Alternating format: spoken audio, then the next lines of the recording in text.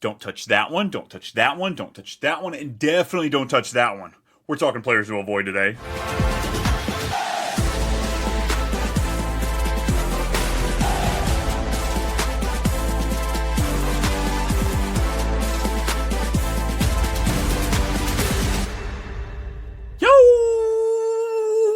What's happening, everybody? 1 week from football. It's too much fantasy football. Brian, Brennen, you listening. Here we go. Players to avoid is what we're talking about today. How are we doing today, man?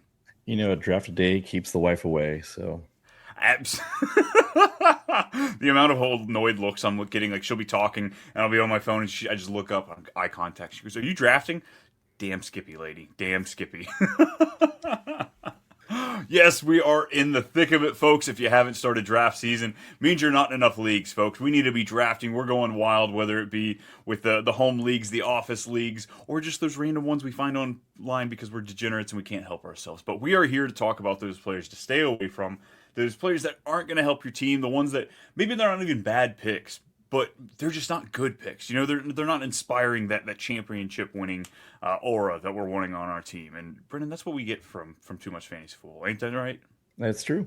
That's true. That's true. All the excitement right there, folks. That's what you're getting from him over there. Yeah. That's right. He's holding it back because we've got so much excitement with these picks that we have to talk about a little bit of news because it's money time. The bag has finally been passed. Did anybody believe it wasn't going to happen? That's right. Terry McLaurin. Cha-ching. 3 years, $96 million. If I had to guess, it's probably almost fully guaranteed or pretty close to it, right? I'd hope so. Like, it basically just beats the franchise tag. It's all it really is. Yeah, it's kind of like when I first heard 3 years, I was like, all right, cool. So it's probably a 2-year deal, essentially a glorified, like you said, a franchise tag, what they would do over the next 2 years. So I'm happy they got it done. He is 30 years old, but they've got a rookie. They've got some coin. They just let everybody go. So pay your guy. Make sure you don't leave your star quarterback with nothing out there, and go compete in the playoffs this year. Yeah, I agreed. I don't think this moves Terry at all. I think Terry was still properly going right where he's supposed to, like that, like early, late third, early fourth, like just like your wide receiver 2. He's a great wide receiver 2, a lot of upside, but also like he has shown times where it can kind of bite you in the butt. But you know, it's perfect wide receiver 2. He might find himself on this show with or without the money. I like the player. I like what he does for the team, but for my fantasy team, I don't know. Speaking of fantasy teams, let's talk about New Orleans. Somebody who won't really bring anything to our fantasy teams, just like they're not bringing a starting quarterback. Do we know who that is yet? I don't know. They haven't really said it yet, which is kind of odd because they're the last team. It's August 25th, and season's a week away from really starting. I get, like, the beat writers are really weird about this. Rattler has performed the best at practice, but Tyler Shuck was taken in the second round, and he did show some flashes in preseason games. Like, it's a mess. It's awful, and I'm sure this is not where they want to be. I mean, I think they're the best odds for having the number 1 overall pick next year. So, yeah, it is frustrating. I do agree with that. If I had to pick, I guess I want to say Rattler is going to be the starter, which is not good. It's not good, but maybe that's inevitably what we need to see because Shucks, I mean, he's an early second round pick. They're probably going to be picking another quarterback at the top of the first round this next year, I would imagine. But it also seems like Kellen Moore has this idea that he's got a competitor in his hands. Like, not only were they in the Brian Robinson franchise or the sweepstakes for that trade, but they traded a 4th and a 7th for Devon Vele, who's 27, 7-year-old wide receiver. George Pickens, who is 24, just went for a 3rd-round pick. Is that correct? Yes, and he's a lot better. Yeah, so I don't get why this seemed like that 4th-round pick that they just gave up. It's probably going to be pick, 98, 99 overall? Like, come on. It's ridiculous. Yeah, I that trade was just so stupid. I'm sure Denver was just like, you're going to give us a 4th for a 27-year-old? I'll say less. Right? They're like, oh, we don't have any money for the future. Why do we need picks? Kellen Moore, let's just screw your first shot at a head coaching gig. There's a potential he could have been cut, too, just because of all the other players there, like Troy Franklin, Marvin Mims. They have a ton of wide receiver room. It's just, yeah, I'm sure Saints fans were very baffled. I saw online, and I don't blame them. Yikes. Baffling too. We finally see Kendre Miller land as the RB2 on that team. Woohoo! My boy, all it takes is to stay on the field and not have Dennis Allen as your head coach. All right, 3 years later. Yeah. What else do we have? Mixon looks like we'll be missing the first 4 games of the season. Had we done this show sooner, we would have been talking about Mixon, leading up to it. He has been a fear for, I believe, both of our boards going all through the summer. So it's just kind of like, now it makes it easier. We don't have to speculate at all.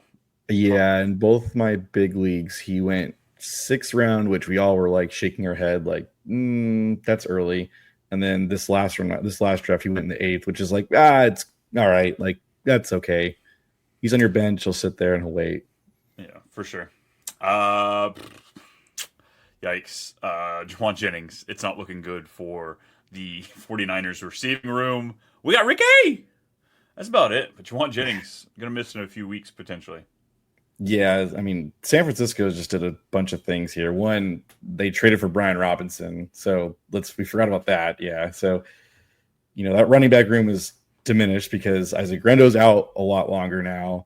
The rookie from Oregon, Jordan James, right? Am I saying that? Or is it Jordan James? Yep. He's going to be out for some time. And then they signed some dude off the streets and he got injured at practice. I forgot who it was. It was the name. It's like Patrick one of those Taylor? Things. Was it? It was somebody else. I thought too. They got injured as well. I'm trying to think too. It's. Yeah, I'm for. It's a nobody name. It wasn't going to be anybody relevant. Well, I mean, it actually could be relevant, but no. Brian Robinson goes. Backfield, yeah. Brian Robinson goes to the Niners. I think I still like CMC where he's at. I think it's CMC till the day I die because Shanahan loves himself. And there's bell cow running back. How do you look at this too? Because there's several different ways you can. Of course, CMC often gets hurt. It's going to be great to have his backup. And he's going right in that realm of backup running backs, kind of like a Charbonnet-esque. There's really high-end upside guys. But at the same time, this is a player that just got traded for, a 6th-round pick? Yeah. A 7th-round overall draft pick. He clearly isn't bulletproof. We've seen that.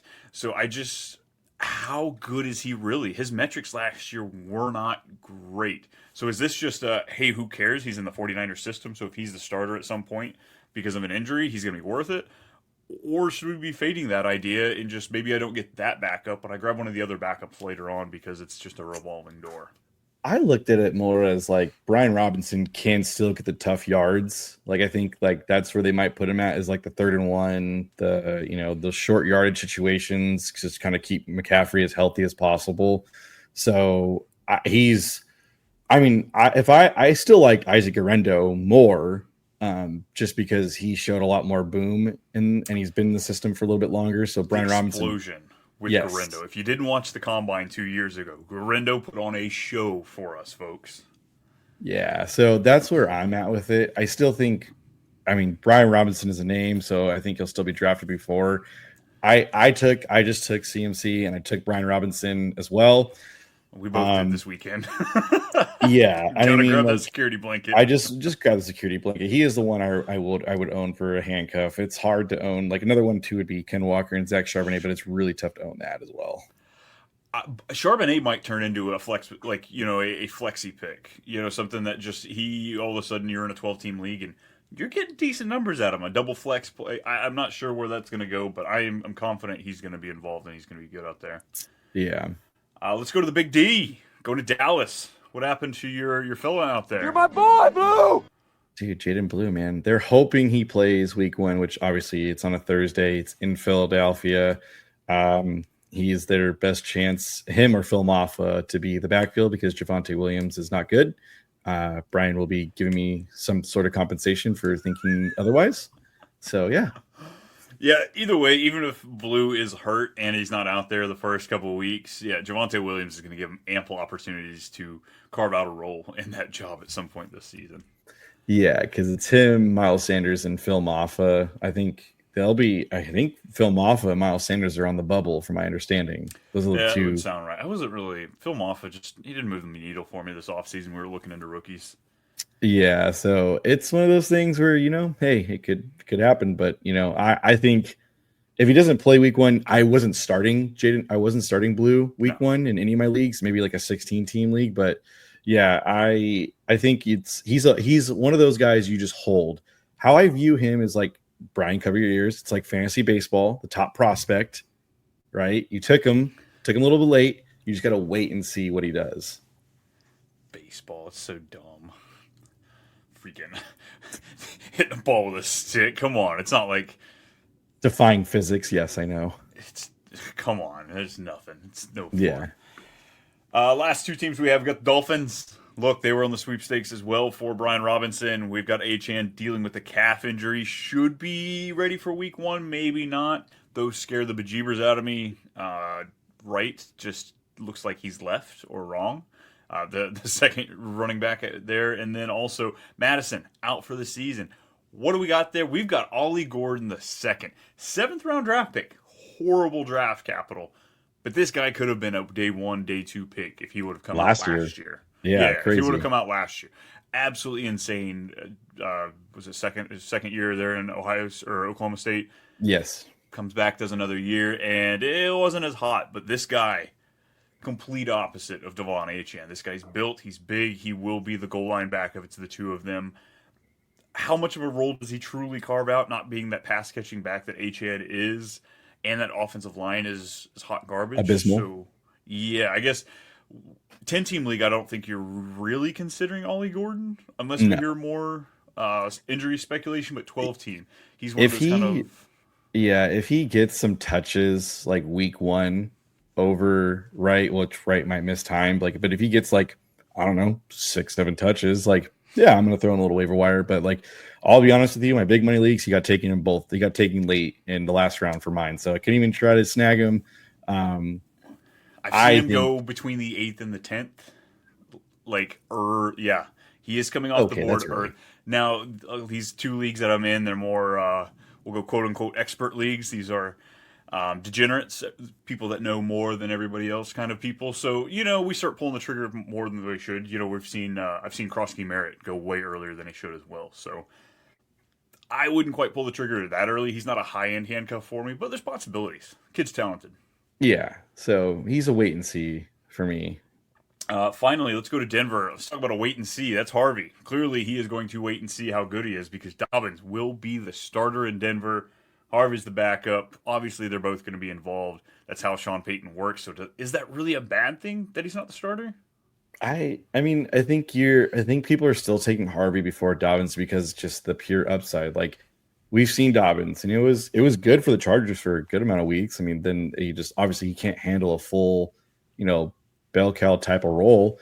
I think a lot of people are just more excited on the shiny new toy. They've seen the old busted toy, and he's still reliable, but they want the shiny new toy in hopes that it's becoming Alvin Kamara. Genuinely, I had to put the comparison there because a lot of people just think Sean Payton, 2 running back system, Alvin Kamara for RJ Harvey. Woo. That's not what I want. Clearly not going to be Mark Ingram. That's J.K. Dobbins over there. Yeah, clearly.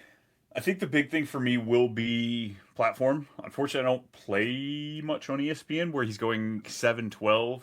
I'll take a shot at Harvey at the 7-8 turn. That's great. Absolutely, Whereas yeah. the other 2 platforms, Yahoo and Sleeper, he's going at the 5-6 turn. It's kind of a different conversation. You're still drafting starters at the point, and Harvey might have flexi options all year. He might just give you that RB3 with some upside there, but at the same time, I don't know. Like, you taking RJ Harvey or Tony Pollard? I was going to ask you because in my league, RJ Harvey went before James Conner, so that seems you're shooting for upside there. You are 100% shooting for upside. James Conner just seems to be so too consistent without an injury to mitigate that. Yeah, so I'm still taking James Conner. I do like Harvey, but I just think RJ Harvey has like a spot for me where I just feel very comfortable taking him at. RJ Harvey or Jalen Warren? Oh, RJ Harvey. I'm not. Yeah. Nah, don't care about the Caleb Johnson news. Tyrone Tracy? I think I'll take Harvey. Yeah. I will too. That's purely Upside. a better team. Yeah, the way better team. So I'm just going to kind of lay it on that one. Well, sweet. I think it's time to get any other news for. Oh, Marvin Mims. Looks like he's finally going to get the snaps and be wide receiver 2. Like a meaningful wide receiver 2. Not like he was last year with 27% snaps. Yeah, he definitely has been. I think they said that he was on the field like 100% of the snaps or something like that for practice with the ones. So like it's great news. Yeah, I mean, take him late flyer, like in the the double digit rounds, perfect to have. Something happens to Cortland Sutton. I don't expect him to be Cortland Sutton, but nice to have. That's the hard part is you've got the touchdown guy with Sutton, you've got Mhm. the receptions with Evan Ingram, and Yep. then you also have Pat Bryant back there who can get involved. We also have Troy Franklin who can get involved. So Marvin Mims might be a rotational wide receiver too, more for the team than an actual fantasy wide Fantasy. receiver too. Yes, I Yeah. agree. Sweet. All right, let's talk about some of these bad guys, the ones that just hurt your team last year, the graveyard, if you will. Let's stay out Mhm. of it.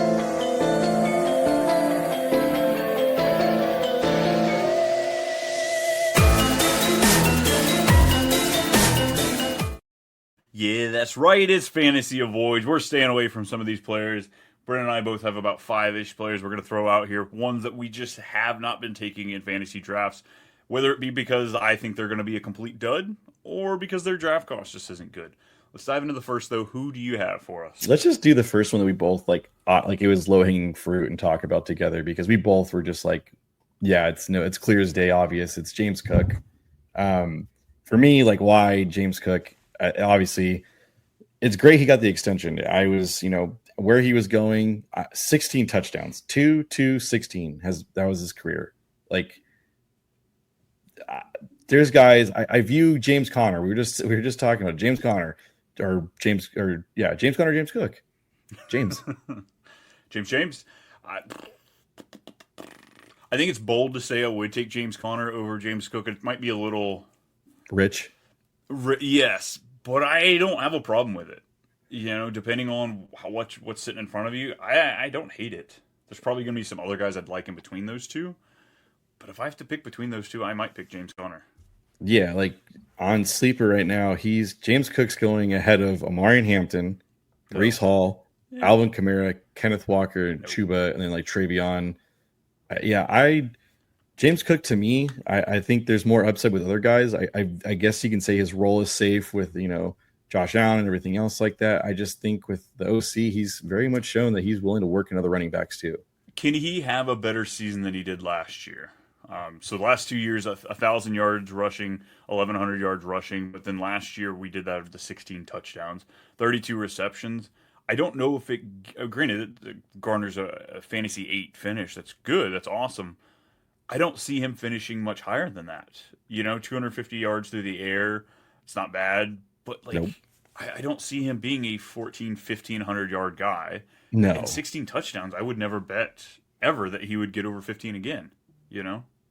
I want to know what his line is for touchdowns because I think if he got 10 touchdowns, like I'd be like, holy crap, it's a lot still. Like I think for me it's more closer. I think I had him project him at like 8 or 9. That was where I had him projected at. For me, like you are taking the hugest upside for him to hopefully pan out again to be what he was last year, and I just don't see that happening again. He's about 8.5, depending on the Yep. books you're looking at. Yeah, I think I projected for 8. So taking the Yeah, under. when it comes down to it, like Chase Brown's going a little bit ahead of him. I'd much rather have Chase Brown. Yep. Kyron Williams, I think they're about the same, and Kyron's quarterback doesn't steal rushing touchdowns from him. This is Amari true. Hampton's right behind him. It seems like a very kind of, no, I was almost going to say a Bucky Irving pick. They can finish as an RB1, but how high of an RB1? Mhm. I'd give Bucky ceiling a bit higher, but I agree. just an early, unsexy pick, Yeah, I agree. despite him having the bag. This is true. Good for him though. Get paid. All Hey, for it. go for it, buddy. We're rooting for you. Yeah. Your brother Dalvin's over there jobless. So you gotta pick up the slack for his lazy ass. Come on. Dalvin also had a hell of a career and was everyone's like favorite running back to grab, and he was one of mine for sure. I love Dalvin with Minnesota, gone. and just gone. That's what happens to running backs, unfortunately. Let's go ahead and start with some quarterback or go into some quarterbacks. I want to throw out my first one. I feel like we're pretty lined up here. We're not going to take the easy chalk with the Baker quarterback section. So I'm going to go with the guy that, like, for the most of his career, I have just talked crap on. I have made fun of him. I've just this, and that. I've come around to him. Hard Knocks will do that to you when they really, humanize some of these players. I feel like I just can't call him dumb all the time. But let's go with Jared Goff. Let's talk some Jared Goff here. Hard thing is his ADP has dropped a bit. He is now average QB 13, which I think is a lot healthier. It's closer. We were closer to QB 9 when we first picked out these guys. But when you're going around a Justin Fields with the immense rushing upside, he's a trap. I get it. He can't throw the ball. But you also have Dak Prescott going just before him. You have Justin Herbert, Caleb Williams, Drake May. So much just ceiling. And I don't know how much more, like Jared Goff, I think these last two, I don't know if that we'll ever see seasons like we did these last 2 years. Between the optimal of how the team was built and what they had at their disposal between draft picks and money and age. Also, you had Ben Johnson there. There was so much going right that I think that was the peak of what we're ever going to see from Jared Goff. And I think that QB 10-ish is like our the upside that I'm looking at for him. Yeah, like for me, when I see he finishes QB 6 the past year, QB 7 the year before, then QB 10 the previous one, I think QB 10 is like his absolute ceiling. I think last year, I think what it was for me is like Ben Johnson's a hell of a play caller. I think with all of that, he has great weapons. He still has everything there. They did take kind of a bump in the O line, losing Ragnow, right? Was he retired? Yeah. Yes. Yeah, their center. Second round pick, which is, it's still gonna be a nice fill, and he's got plenty of guys to help him out. For me, I think what helped Jared Goff a lot was having a ton of time to throw, weapons that are speedy guys on the outside, having Laporta. They're still all there. I just think it's going to be a question mark of, does this new coordinator have the same alignment with Jared Goff? Like, I think they will. I think it's going to be a slow start. I just see more so of the season of 2022 with 29 touchdowns, 7 interceptions. He still knows how to hold the ball properly. I can't see almost 40 touchdowns again. I just genuinely can't. Well, and so much of it is they had to do that. It wasn't that this team was just so fueled and so built up. No, this defense was just decimated. They were putting out players that should never be starting for NFL. Like, it was so bad. This team was number 1 in points scored last year. They were number 1 in plays called last year. Dan Campbell does not want to rock that. He's not that traditional where, he's Arthur Smith, but the guy still wants to control the pace of the game, control the ball. He doesn't want to have to go out there and score 33 points a game. He's going to be much happier with the 24 points a game because they're, holding it with their defense. So I think that he's coming out of, whereas Burrow, we're still projecting him to be in that situation where he has to win the game. Goff won't have to win the game. Yeah, what's funny is I was going to point it out to you. So their first 4 weeks, he actually wasn't good at all. Like 12 points, 10 points, 15, 27 against Seattle, which is great. But Dallas, the week against Dallas is when it changes. Aiden Hudson broke his leg. It was really, really bad. After that, he averaged a minimum, it looks like, of at least 3 touchdowns a game passing. A minimum. I don't see 3 touchdowns a game. 2 games where he wasn't throwing multiple touchdowns the rest of the fantasy season? Yeah, so week 9 against Green Bay, he had 1, and then against Indy, but the reason why he didn't do it against Indy because the defense they didn't have to. Everything after that, though, it was 2, 3, 5, 3, 3. And it's because the defense was so bad that he had to literally keep the team going. So yeah, I just don't think they're going to need that from him, which... Stay away. He's just not He's not exciting. He's not electric. He could get you a 30-point game, but chances are I'd rather bet on other players. Yes. All right. Who do you have? Who's your who's your quarterback you want to throw out there? It's really odd because I hated him coming out of college. He had a nickname from Ole Miss that I'm not going to say on the air here, but obviously it was really rough 3 weeks, 4 weeks, I'll say, first season. After that, became QB7. It's Bo Nix. I think Bo Nix is in a very, very good spot. I like Bo Nix with Sean Payton. I think it's a match made in heaven for him. I still want to take guys like Kyler, who I know can do it, because I'm not saying, sophomore slump. Why I'm saying for Bo Nix is because the team got better around him.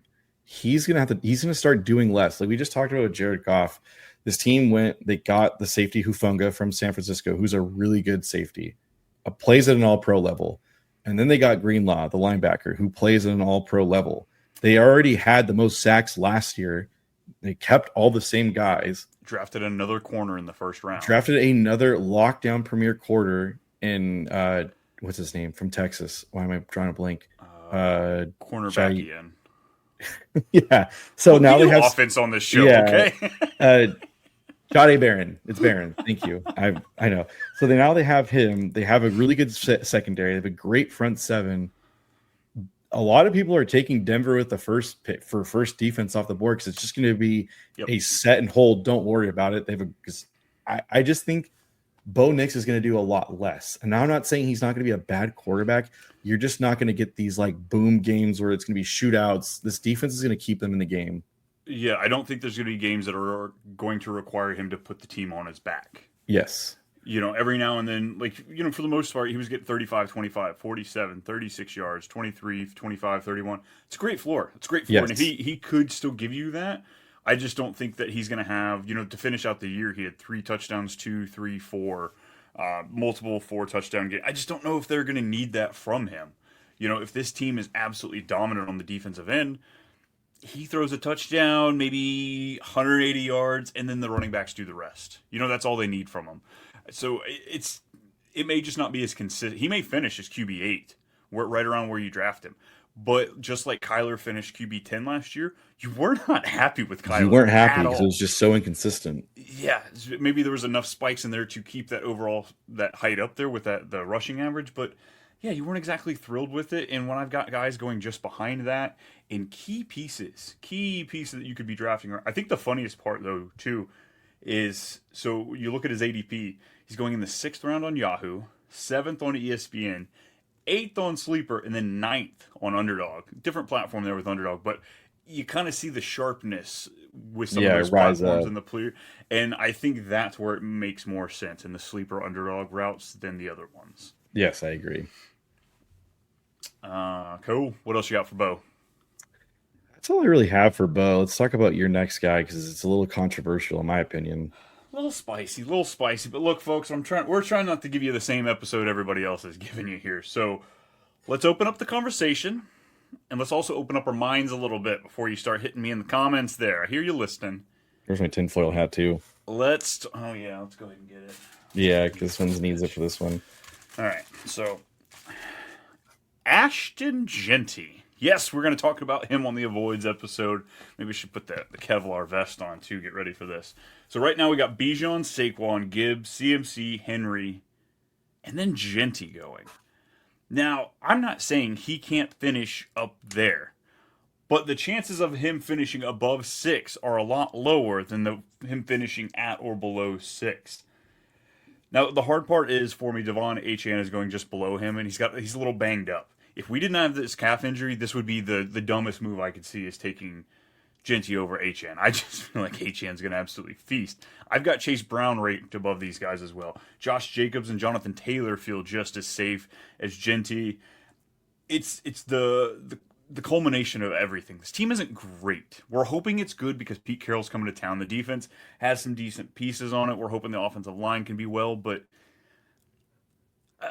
I just think there's too many opportunities for things to go wrong that I would be okay passing on him for somebody who has just as equal opportunities finishing as high.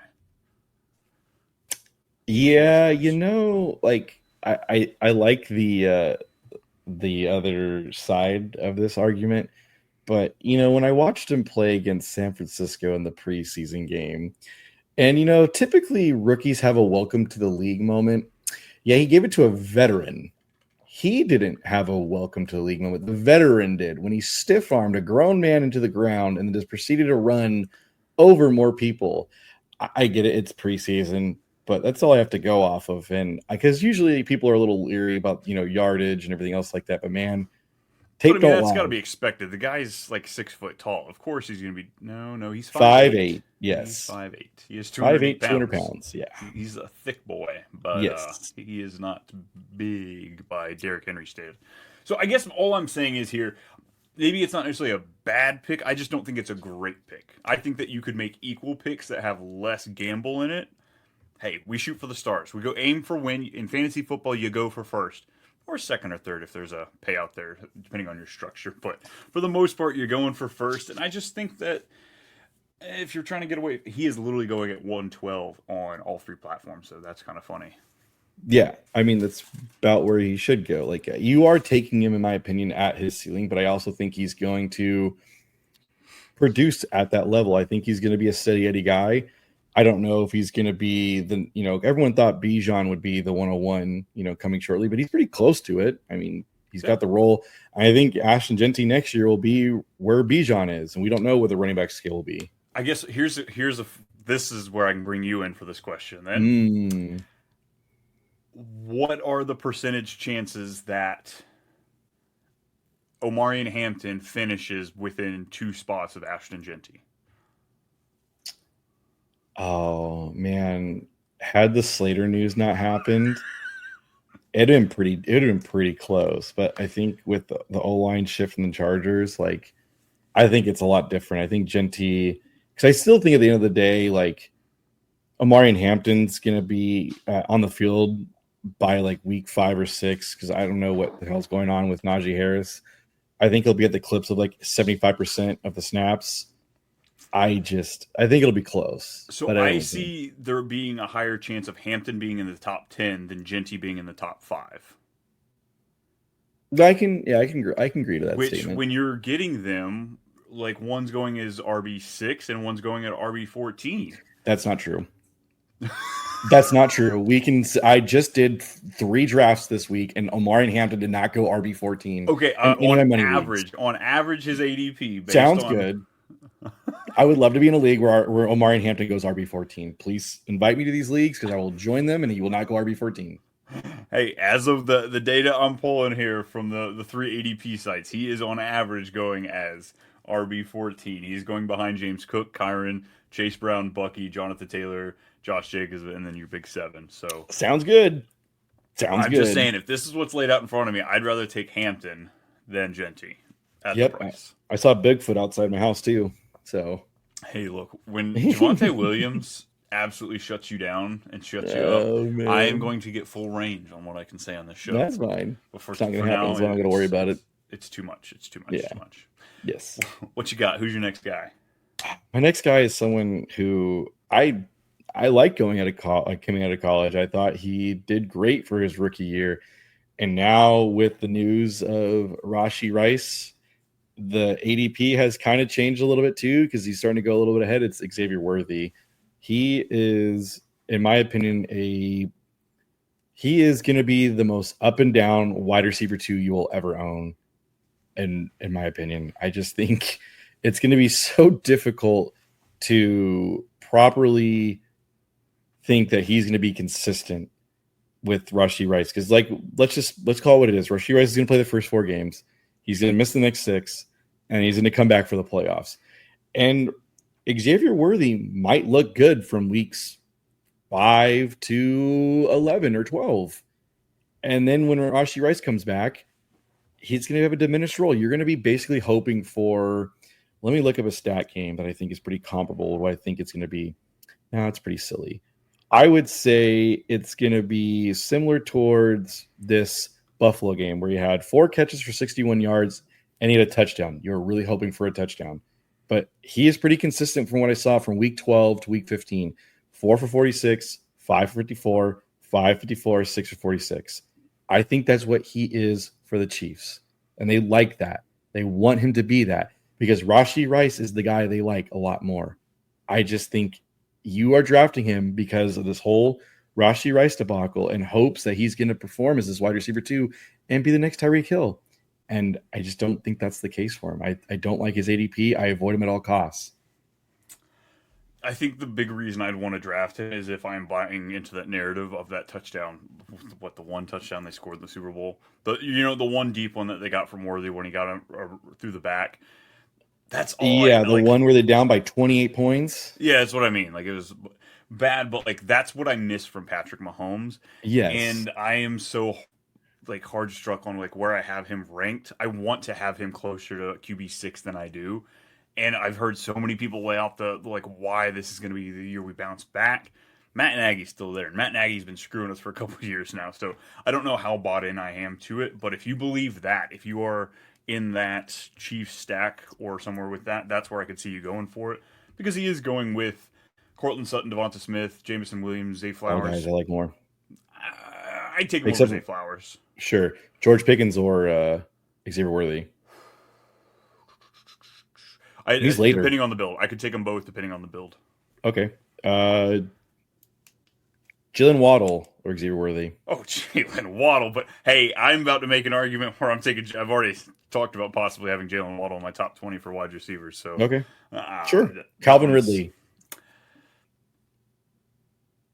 I You're think I'd debating take it. Xavier Worthy. I think I'd take Xavier Worthy over. Okay, but you got to sit there and really think about I it. But did. there's a I did. problem, and Calvin Ridley is going at pick 72 on Yeah, Sleeper. drastically later. Yeah. So again, like I just think he's going way too early. The people are gonna. I like Mahomes. I have a couple autographed cards with him and Kelsey up there too. I just think that it's not going to be the payout that you expect it to be. I respect that. All right. This one's gonna be cool. No, we already did Cook, didn't we? Mm-hmm. Oh yeah, Cook was on my list, folks. Just if we're keeping He score was of on my who had list who, too, so don't even. he was on my list first. So Okay, sure. next guy I have is another one that actually got paid. We just talked about it. Terry McLaurin. I don't want it. Again, he's another high touchdown guy from last year. It wasn't pretty. I mean, I get it. Like I'm playing with the numbers here. And I'm taking away things that actually happened. But you take away those touchdowns last year, and those games could have been really ugly. We had, 6 for 53, two touchdowns. Two touchdowns definitely saved him. He had two catches for 19 yards. Those catches, though, both touchdowns saved his game. So, we had a one catch for 10 yards. There was the 6 for 22, 2 for 17, 1 for 5.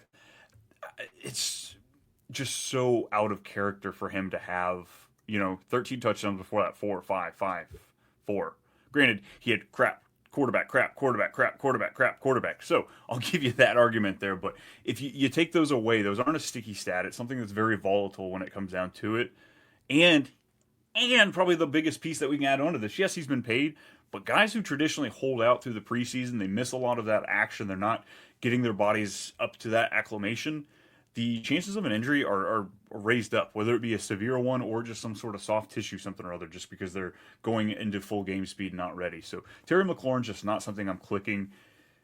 Garrett Wilson's going right above him. It's an insanely risky pick, but Devontae Adams, DK Metcalf, Rashee Rice, depending on your build, they just feel so much, give you more oomph than Terry McLaurin. He just doesn't feel like he's giving that oomph. I'm gonna quit moaning into the mic now. Don't do that again, please. God, that's so gross. Yeah, it's what's crazy for me for McLaurin is that like he basically has had the same stat line. What jumped him from wide receiver 14, basically his best season before that, to 7 was he averaged 7 his rookie year, which was great. 4, 5, 4, 5, 4, and then 13. Like, now, granted, could Jaden Daniels repeat it? Absolutely. I could see that. I don't want to gamble on touchdowns. I want to gamble on what I know what he is, which is he's typically a 80 receptions, a little over 1,000 yards, and 5 touchdowns. That's usually what he is. Yeah, And he's a great wide receiver too. even with the great talent that he had last year at quarterback, he still didn't have a season high in yards. Which, Yeah. if we're saying he's not a touchdown guy and this is a deep yards per catch guy, which traditionally he is, he's in that 13 to 15 range. This wasn't even his best season as far as yards going. So I just wonder, like, he's not going. He had 117 targets, 82 catches.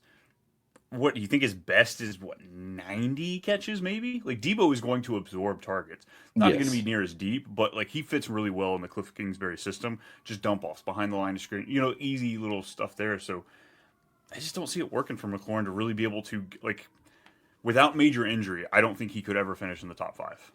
Yeah, because like his stats are just weird. It's like his second best season for receptions, his third best reception in receiving yards. It's his like third best for seasons in yards per touch, yards per catch. It's about his third best, and then touchdowns. It's just the anomaly of the touchdown. So like, are you going to gamble on Jaden Daniels to really favor him again? Which you can do that. There's nothing wrong with that. I just don't. Where he's going to for me is also the issue. It's like, obviously the whole Stafford situation made things a little dicey, but it looks like Stafford's going to play. So like, I like Devontae Adams. I like DK. It's where like that DJ Moore, Cartland Sutton. I just think he's going about 2 picks too early for me, in my opinion. Yeah, same. All right. Now we got tight ends to talk about. It's gonna be really easy to poo-poo on these guys. Give me your tight end. I mean, it sucks because he's also low hanging fruit, but it's just because of where he's going. It's Sam Laporta. Obviously, he was tight end 1 last year, and then he goes to tight end 8. I mean, he went from 120 targets to 83, 86 to 60. He only lost about, I don't know, 100 yards in receiving, a little bit little more, and then he was only 3 touchdowns short. So like that just shows like discrepancy for tight ends. It's a new year for this guy. And I mean, great. If you like that for him, like he's going in for most, I mean, for most leagues here, he's going as a tight end 5, if I'm not mistaken. No, tight end 4. Sorry. I could argue Hawkinson might have a better chance, maybe, but I mean, the whole JJ McCarthy thing. But like, I view him like right around the trap, like the Mark Andrews and Evan Ingram area, like David Njoku. I'd rather have Mark Andrews and Evan Ingram before I touch Sam Laporta this year. I think he's just going 2 rounds too early, in my opinion. And I guess let me kind of just piggyback this on because my guy is going just soft of a round later. I've got Travis Kelce here. So Hawkinson on average is going at 604, Kelce going at 611. I just there's so many enticing I hate wide receivers like 14 through 20-ish, 24 maybe, depending on whose list you're looking at. But then it beefs up there right at the late 20s, early 30s. There's a bunch of guys I really want to take a shot on. But would you rather have Hawkinson and Debo or Ted McMillan and Ingram? Oh, Tevin McMillan and Ingram for sure. 100%. Higher Both upside. those players are better. I have both of those. Or Ingram maybe not necessarily to Hawkinson. I could see where Yeah. Hawkinson still can finish it tight end 4. But just because he finishes at tight end 4 where he's being drafted doesn't mean that finishes out well. You know, you could still take him 3 rounds later, and that's where his equity would be there between if you ration that out between the players that are also finishing in that area. Would you rather have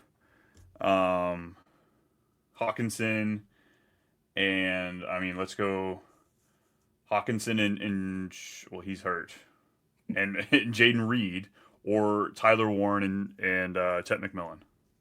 Tyler, it's just the higher upside. I play to win, so it's Yeah. Tyler Warren and McMillan. So when you have these tight ends that are going 4-ish rounds later, 5-ish rounds later, that present the same essentially like probability of finishing as a middling tight end, and you're probably going to have to stream these guys. Which are you telling me you want to bench Hawkinson? No, you're not going to. So why put yourself in that position where you're like, I'm not going to bench him, even though maybe you should. Maybe the matchup dictates that. So I don't want anything to do with it, especially with Rashee Rice, Travis Kelce. Now, had Rashee Rice missed the first 6 games rather than games 5 through 10 or whatever it is, I'd be all in on Kelce because that makes him more enticing. But with Rashee Rice going to be there, I'll wait till Kelce hits the waiver wire.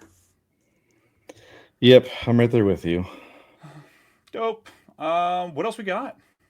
My last guy, it's the newly acquired. It feels like I'm crapping on Denver today, and I don't really mean that. I just think Denver's actually a really good team, and will be, trying to make that push to be in the Josh Allen, Lamar, Mahomes era for AFC.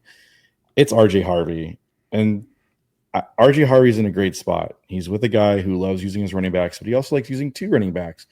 RJ Harvey's going as pick, like he's going around like the 5th, 6th turn.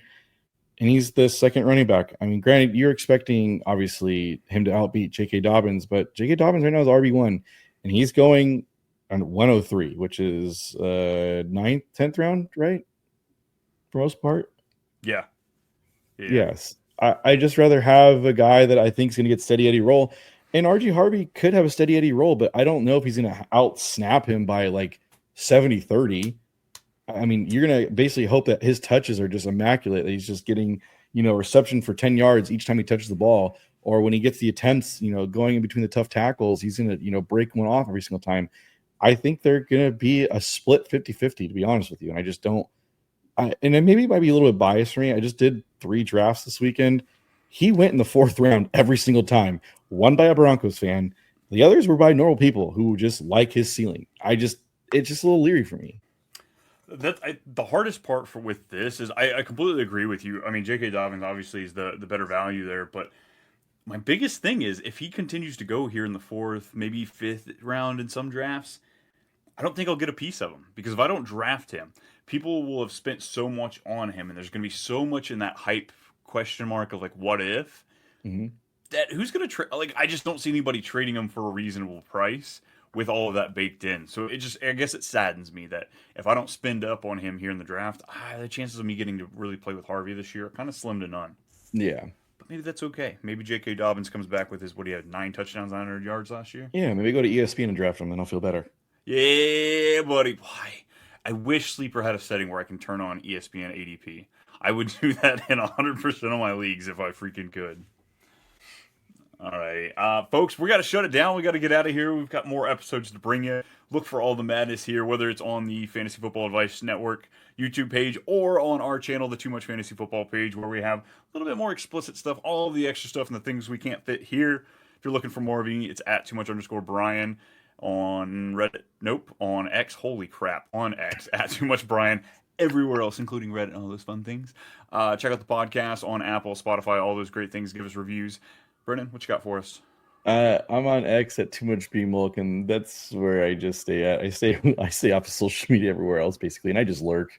Professional, Brennan. Come on, quit Professional laughing. lurker. Professional lurker. Yeah, there we go. All right, folks, we'll see you next time, and we'll catch you later. Deuces.